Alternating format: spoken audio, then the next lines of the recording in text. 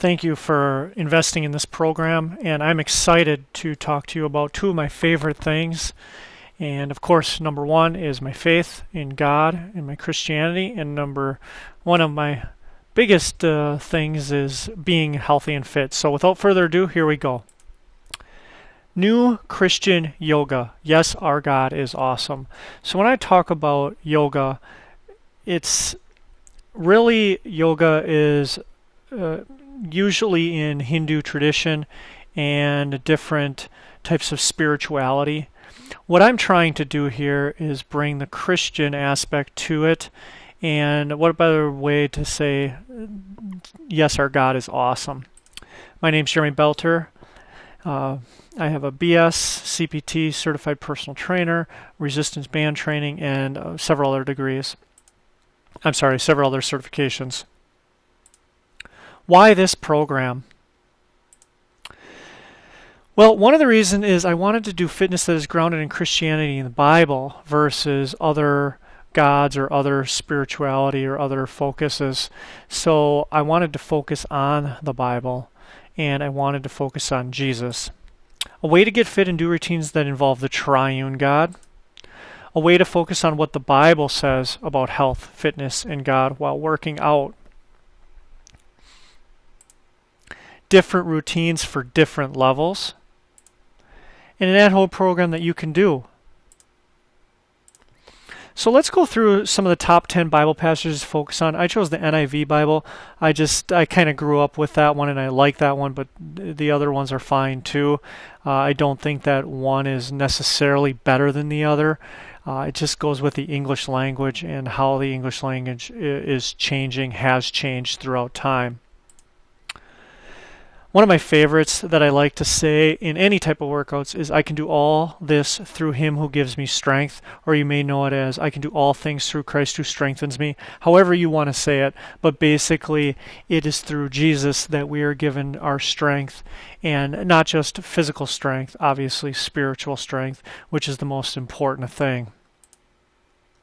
He gives strength to the weary and increases the power of the weak. So again, another passage on strength. And when we think of exercise, hopefully we think of being strong and fit. And we can focus on both spiritual and physical as it pertains to these Bible passages. I love this passage. A lot of times we only think about our faith, and Christians only think about our faith as being the important thing, but for physical training is of some value. And when I read that, because the spiritual, but godliness has value for all things, holding promise for both the present life and the life to come. So what that is saying is that our faith is what will bring us to heaven. And our godliness, value for all things. So when it comes to physical training, though, is of some value. And when I read that, I am thinking it is a lot of value, but not more value than godliness. So, and not more value than our faith. However, I believe that God wants us to be healthy and fit, that He wants us to focus on being the best that we can be in terms of our physical bodies, not out of vanity, but out of love for Him. And that is something that I think that we can focus on. I grew up an athlete. I think athletics are a blessing from God, and I just love the athletic mindset, as long as it doesn't become the number one thing and our God. So gods and idols are not more important than our Christian God, than Jesus. So whether you eat or drink or whatever you do, it all for the glory of God. And many times this passage really kind of cuts to the heart for me, and hopefully it does for you. But it's a great passage to focus on whatever you do, whether it's exercise, fitness, sports, your work, your career, anything that you do it all for the glory of God. And I think meditating on this passage is a great way to do Christian yoga. Yes, our God is awesome. Do you know that the bodies are a temple of the Holy Spirit who is in you, whom you have received from God? You are not your own. You are not your own. You are God's. God, everything that happens, that's every good and perfect gift comes from above. So focus on our bodies as being temple of the Holy Spirit. And that doesn't mean over-exercising. That doesn't mean creating our bodies as a God, but it means doing the best that we can so that we can praise Him and worship Him. So top 10 passages continued. But those who hope in the Lord will renew their strength. They will soar on wings like eagles. They will run and not grow weary. They will walk and not be faint. I love the analogy of soaring on wings like eagles. If you've ever seen an eagle, I've seen a bald eagle a few times. They are just majestic, and it just gives me a lot of ability and energy that I don't think I would have normally to do those things as it pertains to exercise, fitness, and anything really for that matter. Just great motivation and strength. Again, another passage about strength. But again, we will not grow weary and we will not be faint. They will walk and not be faint. So again, it is such a powerful passage to use to meditate on.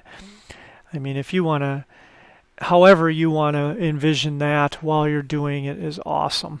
And you can do more than one passage, or you can do one or many. I find it easiest to try and focus on one theme or one passage so that your mind isn't wandering and that you're focused.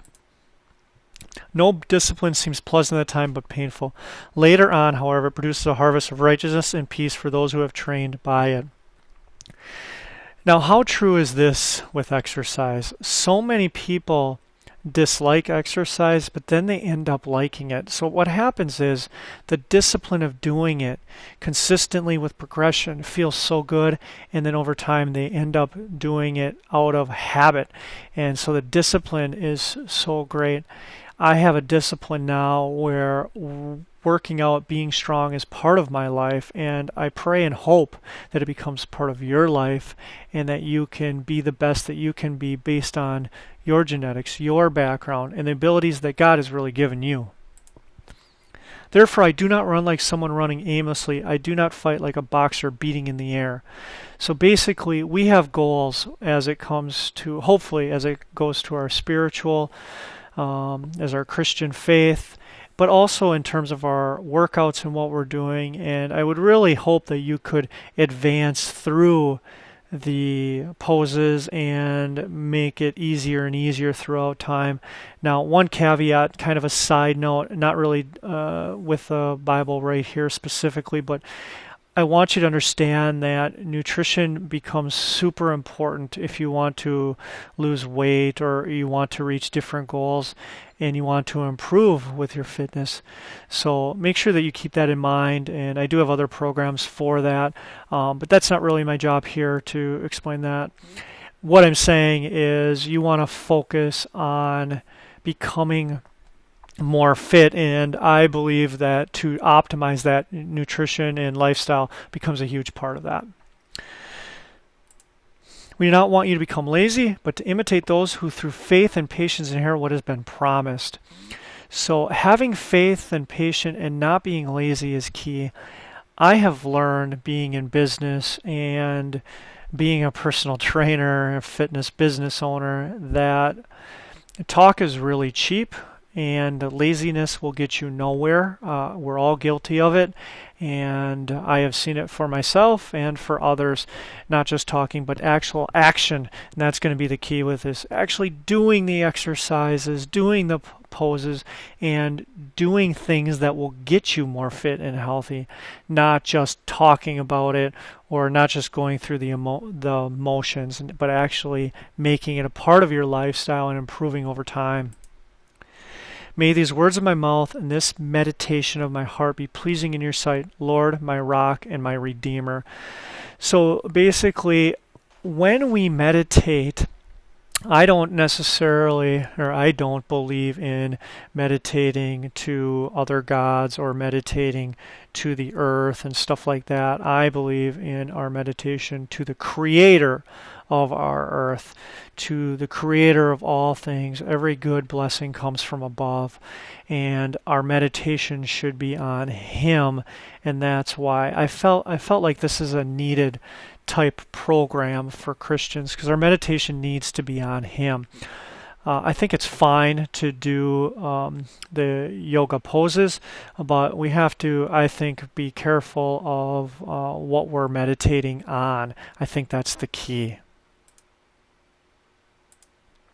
So here are some, in addition to any Bible passages that you may want to use, like I gave you some of my top 10, here are some Bible themes that can be used.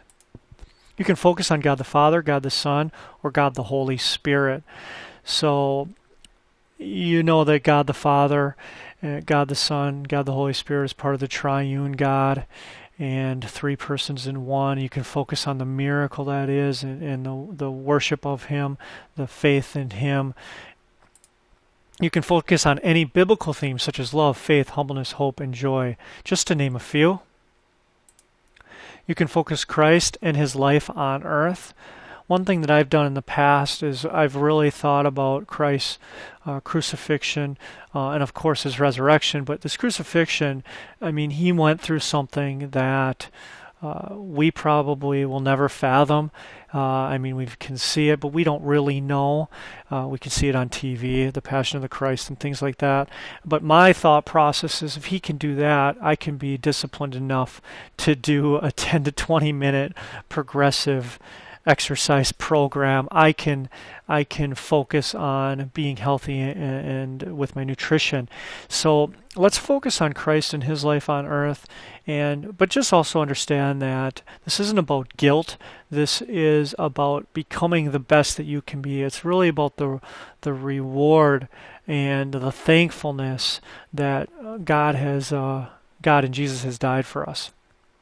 You can focus on any prayers or Bible passages you find appropriate, like I talked about before. You can listen to Christian music or devotions. You can just focus on the exercise and doing them properly.